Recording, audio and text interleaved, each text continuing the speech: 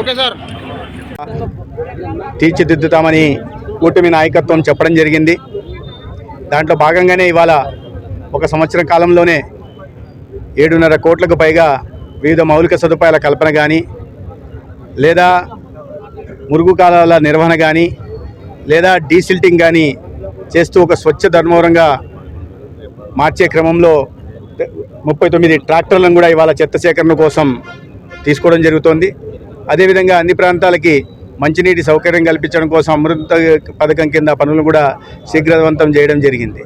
ఇవన్నీ కాకుండా పట్టణాన్ని సుందరంగా తీర్చిదిద్దాలి, ప్రజలకి ఒక పార్కులు కానీ లేదా ఒక రిక్రియేషన్ సాయంత్రం అయితే ఉండాలనే ఉద్దేశంతో ఒక బటర్ఫ్లై పార్కును కానీ, సెల్ఫీ సెంటర్ని కానీ, అదేవిధంగా ఈ సెంటర్లో మన కొంతమంది దాతలు ముందుకొస్తే, రాఘవ గారు, సాయి గారు ముందుకొస్తే నమస్తే మన ధర్మవరం అని, let's keep the city clean అనే ఉద్దేశంతో, సిల్క్ సిటీ ఆఫ్ ఆంధ్రప్రదేశ్ అనే ఉద్దేశంతో ఒక మంచి ధర్మవరానికి ఒక ప్రతీకగా ఈ నమస్తే ధర్మవరంని తయారు చేయడం జరిగింది.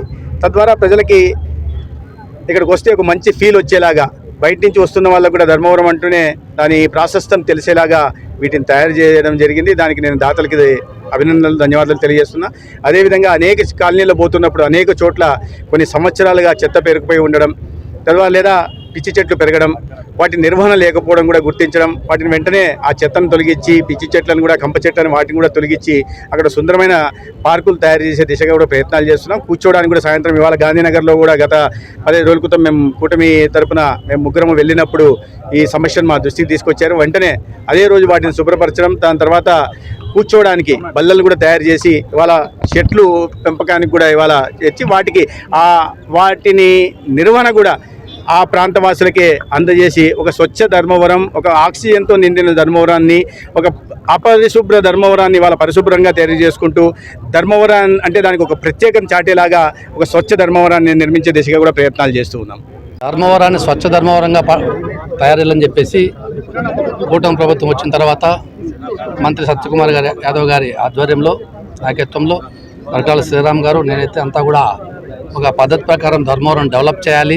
అందులో భాగంగా ఎక్కడైనా ధర్మవరంలో అంటే ఇంతకుముందు చూసాం మనం, గతంలో ఎక్కడ చూసినా చెత్త పేరుకుపోయేది. దానికి కమిషనర్లో ఇప్పుడు దాకా మనము గతంలోంచి కూడా చూస్తున్నాము. ఈ 10 రూపాయల వడ్డీ అనే పరిస్థితి ఎక్కువగా మనకు వినపడుతుంది. ఈరోజు ధర్మవరం కావచ్చు, అనంతపూర్ కావచ్చు, వివిధ ప్రాంతాల్లో ఈరోజు ముందు నుంచి ఇది ఒక మహమ్మారిలాగా నిలబడిపోయి ఎస్టాబ్లిష్ అయిపోయింది. దీన్ని ఖచ్చితంగా దాన్ని పూర్తి స్థాయిలో పెకిలిచ్చేసి పక్కన పడేయాల్సిన అవసరం అనేది ఉంది. దాంట్లోనూ ప్రజలందరికీ కూడా మేము ముఖ్యంగా కోరుకుంటున్నాము. ఈరోజు ఒక పక్క నుంచి పోలీసులు కేసులు కట్టడం ద్వారా కావచ్చు, లేకుంటే వాళ్ళని కంట్రోల్ చేసే ప్రయత్నం చేస్తుంటే వాళ్ళది ఏమైందిలే మేము కట్టుకుంటాం కదా అని చెప్పి మీరు కూడా వాళ్ళని ఎంకరేజ్ చేసే పరిస్థితి దయచేసి ప్రజలు కూడా తీసుకొని పోకుండా ఉంటేనే బాగుంటుంది. ఇచ్చేవాడిది ఎంత తప్పు ఉంటుందో తీసుకునే మనది కూడా తప్పు ఉంటుంది. మేము ప్రజలు అందరూ కలిసి ఇది ఏదైతే పద్ధతి ఉందో ఈ పద్ధతిని పూర్తి స్థాయిలో మనం నిర్మూలన చేయాల్సిన అవసరం ఉందని చెప్పి నేను తెలియజేస్తున్నాను.